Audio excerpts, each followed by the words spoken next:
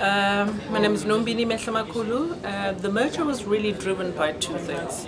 As Lwazi Capital, we're looking for a company that we can invest in where we can add value on a day-to-day basis, i.e. grow the business and also help it to achieve its objectives.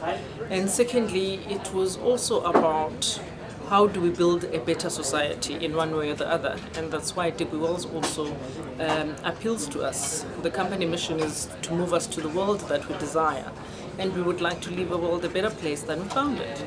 Absolutely. Mine closure has been a big talking point therein. How can we ensure that companies act in a sustainable manner when... Well, issues of mine closure, and we are seeing this a lot in South Africa and the effects thereof. I come from an area which is called Stekspruit, and we have a lot of labor that service the mines for generations. And those people with mine closures has meant that they are now unemployed. The unemployment, both on an economic as well as a health and a social burden, has been shifted to the labor-sending areas. I think as a country we need to make sure not only do we provide for mine closure in and around the mines and those surrounding communities, but also we need to look at what is termed in South Africa as the labor-sending areas and making sure that those areas are also sustainable going forward and there's enough economic viability, as well as the health system is working, the social system is working, the education system is working, the roads, the infrastructure is working. So we need to take into consideration the far-reaching impact of mining in this country. Absolutely, and investment into South Africa in mining has been a big talking point. How can we encourage more FDI? FDI investment is a complex issue. There are many factors that obviously are impacting on the mining sector. Some of those issues the mining companies can control, some government can control, others are global economic conditions that are beyond anybody's control. So we should focus on the issues that each and every one of us can control. As mining companies, what is it exactly that we can control? As the government, how do we make sure that our legislative environment is friendly enough and is welcoming without necessarily compromising our people and what we want to stand for as a country? But we do need to make sure that it is working and we meet our deadlines.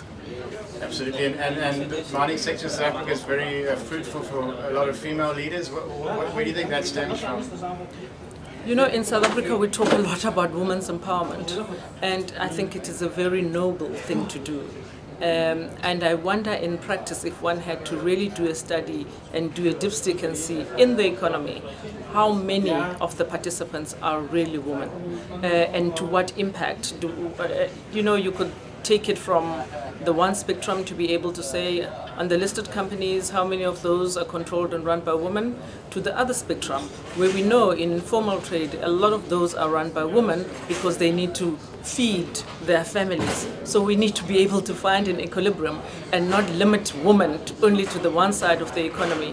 We need to make sure that women stay captains of industry and make sure that as women develop in their careers, the sectors that they work in, the industries that they work in, the businesses that they work in, they allow them as women, as mothers, to be able to take part in the economy without abandoning their duties of being mothers. That's a very interesting point. So where do you create that balance between having good mothers and good female leaders?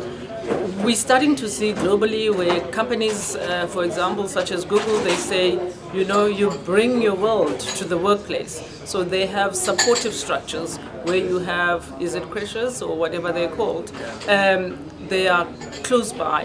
And that support structure where you have flexi hours, that does not necessarily compromise quality and delivery.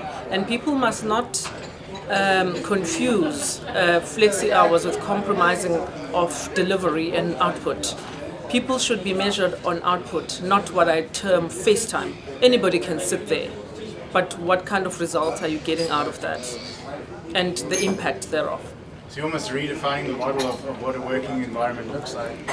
Not necessarily redefining it, but just making it more relevant and making it more work to people's needs and desires right now. Needs and desire for the mining industry in 2015? 2016, I beg your pardon. The most important thing, I think, for the mining industry will be the demand for what we get out of the ground. That, for me, once we are able to get the economies of the world working again, there's enough demand for the metals. Then we are able to talk about issues of, so how many jobs now, how many of those people do we rehire, and how many other shafts do we open that were closed. It is about job creation, it is about employment, it is about paying people fairly for the work that they do. But also it is about transformation, and we cannot run away from the transformation agenda, both in South Africa and globally. And how would you rate the level of transformation in the last 20 years? Transformation has been very interesting, I think, in this country. I think there is a level of transformation that's happened and that needs to be applauded. However, there is still some ground to be walked, especially in the transformation route.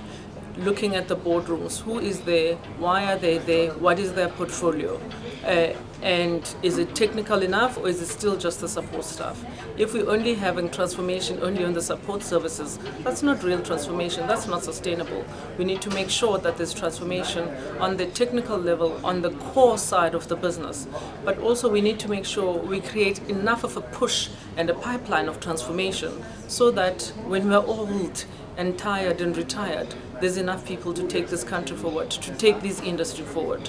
And that's the only way this country will sustainably be able to go forward and flourish. Are there enough internship programs to facilitate that? We run a number as Digby Wells, we run a number of internship programs. We've got very bright young people who are sitting there, and I'm amazed at how bright these youngsters are. And we find them all over the country, actually all over the continent, because we're not just catering for South Africa, but we've got young people in our Mali office who are interns. Yes, they are enough, but the critical thing again is to be able to say, how do we nurture them? How do we make sure we create an enabling environment, an enabling culture that will keep them in our companies? And finally, key growth areas in Africa 2016? Ooh, that is for investment? That is a difficult one. I believe one of the key growth areas will continue to be food. People need to eat. We've got food shortages at the moment, just globally. Food security is a big problem. So we need to be able to say, how do we work with those? We work a lot with agricultural companies. We help them a lot with their, as Digby Wells, with their environmental assessment studies and just in general, their environmental work. So that's the number one key growth area. I still think Africa will see a lot of growth coming in and out of the mining sector and related industries. Mining is keeping this continent going, if we like it or not, and accounts for huge chunks of GDP. And thirdly, Africa is a beautiful continent. Tourism will continue to be a growing and flourishing industries, and the related industries with tourism.